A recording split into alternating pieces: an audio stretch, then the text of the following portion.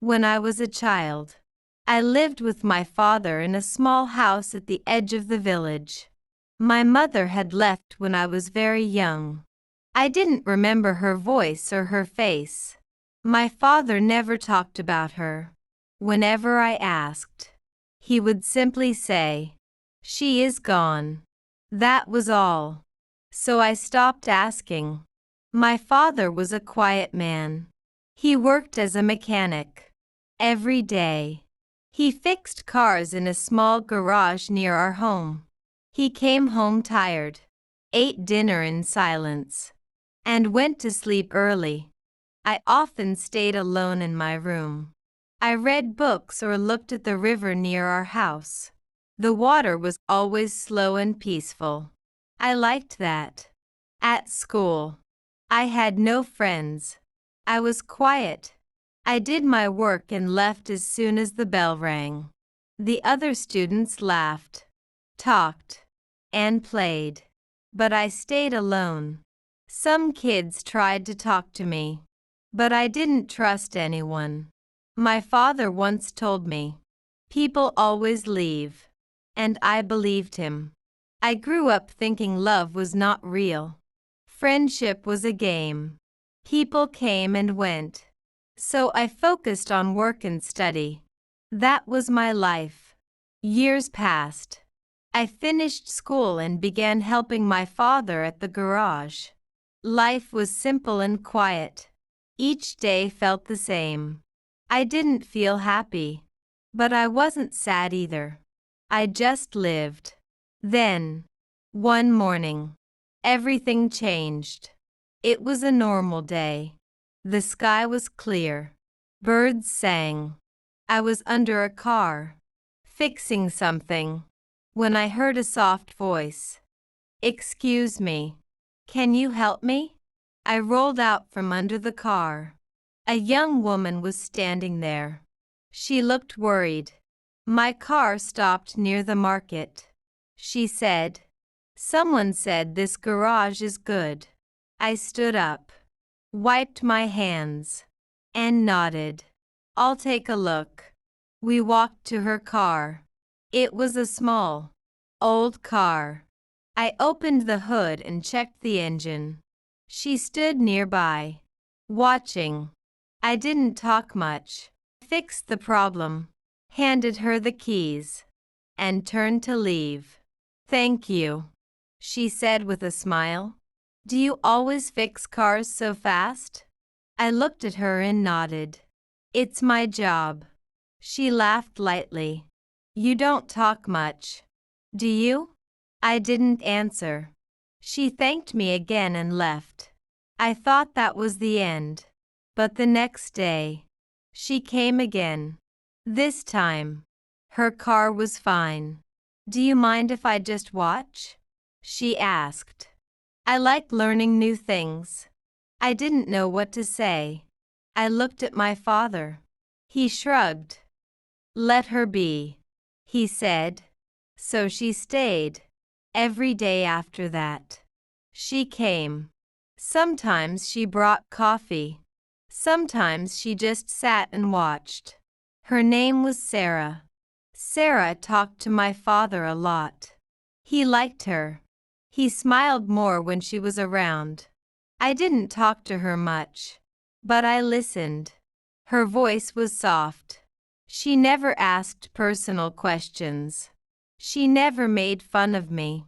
One evening, I saw her sitting by the river. She looked peaceful. "You like the river?" she asked me. I nodded. "It's quiet." She smiled. "I like quiet places too." We didn't say much, but that moment felt warm, like the sun on a cold day. Weeks passed. She kept coming. Sometimes she helped in the garage. She was funny and kind. She told stories. She brought food. My father called her the sunshine of the shop. One day, she asked, "Do you ever go anywhere?" I shook my head. "No. I work. That's all." "You see the world," she said. There's more to life than just cars and silence. I didn't answer. But that night, I thought about her words. I started noticing things. The sound of the wind. The laughter of children. The way my father smiled when Sarah brought tea. Life felt different. Lighter. Then one rainy day. She didn't come. I waited. The garage felt cold. My father looked at me and said, "You miss her, don't you?" I didn't speak. But yes, I did. The next day, she came back. She was wet from the rain but smiling. "Sorry I missed yesterday," she said. "I had to visit my mother." I felt something move inside me. I was happy to see her. That evening, I walked with her to the river. "Why do you come here every day?" I asked. She looked at me and said, "Because you're different. You don't pretend. You're real." I like that. I looked at the water. I felt my heart open just a little. From that day, we talked more. She told me about her dreams. I told her about my fears.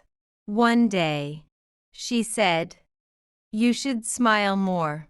You have a nice smile." I laughed. I hadn't laughed in years. Months passed. We became close. She helped me see the world in a new way. I started reading again. I even painted a wall in the garage with her favorite color, yellow. Then one morning, she came with a suitcase. "I have to go to the city," she said. "A job offer. A big one." My heart dropped. "For how long?"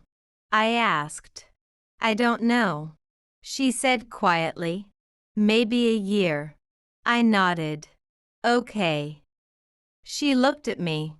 "Will you wait for me?" I wanted to say yes, but I was afraid. People leave. Always. "I don't know," I said. She smiled sadly. "I'll come back if you want me to." Then she left. Days turned into weeks. Weeks into months. She sent letters. I wrote back. I missed her more than I thought possible. One morning, I walked to the river. I sat on the same rock where we first talked. I looked at the water. Then I whispered, "Come back." And she did. One sunny day, she walked into the garage, holding coffee. "I brought tea too, just in case," she said, smiling. I looked at her and smiled back. This time, I was ready.